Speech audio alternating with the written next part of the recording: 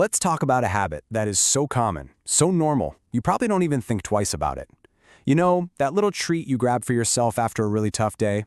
That small purchase that promises, hey, just a quick little boost. But what if that completely harmless habit has a hidden cost? I mean, come on, who hasn't? We have all been there. Maybe it's that new phone after a super frustrating week at work, or maybe a new outfit before a big party. Or hey, even just a fancy coffee to try and rescue a bad morning. We're all looking for that little hit of joy, that momentary lift. Exactly. It's so common we even have this kind of cute name for it, right? Retail therapy. It's something we joke about with our friends. This idea that a quick trip to the store can be a quick emotional fix. And honestly, it feels pretty harmless, doesn't it? Just a simple, modern way to cope with things. But what if the number on the price tag isn't the real cost? That's what we're going to do now. We're going to take a much deeper look into our shopping carts and ask a really important question.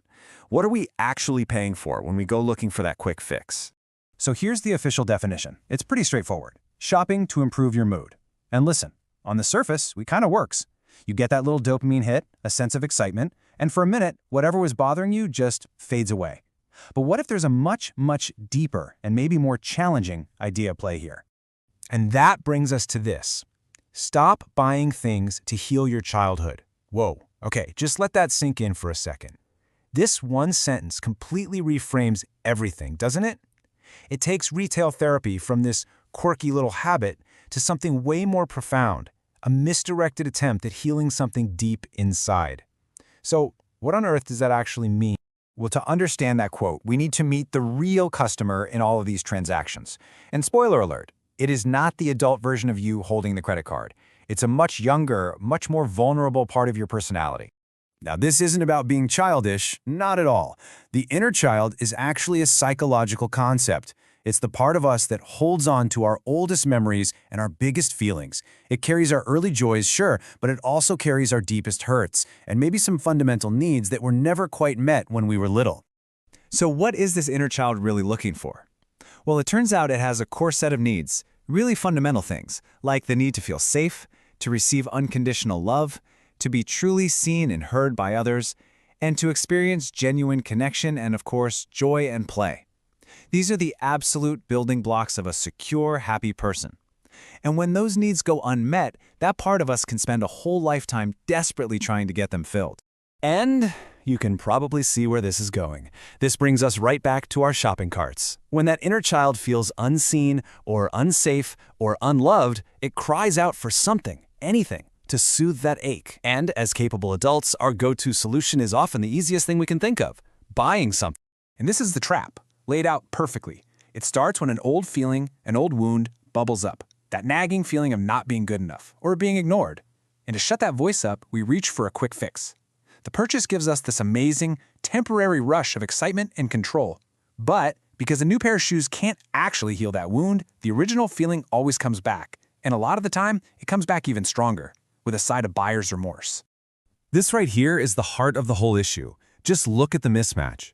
We are trying to fix a deep internal need with a shallow, external solution.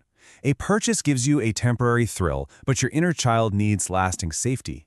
That new jacket gets you compliments, which is external validation, but your inner child is craving deep, internal acceptance. It is literally like trying to fix a leaky pipe with a Band-Aid. It's just never going to work.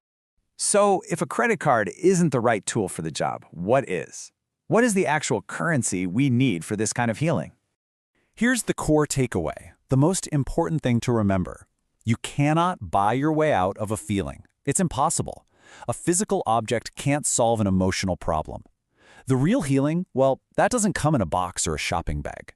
It comes from doing the hard work of self-compassion, of learning to set boundaries, and this is the big one, of finally allowing yourself to just sit with and feel your real emotions. I mean, this chart says it all, doesn't it? We're applying this tiny little solution, that temporary fix from a purchase, to this massive, overwhelming emotional need. When you see it laid out like this, the whole logic of retail therapy as a healing strategy just completely falls apart. You can see how you could spend a whole lifetime making these small purchases and never ever even begin to touch the real issue. So, we'll leave you with this question to think about.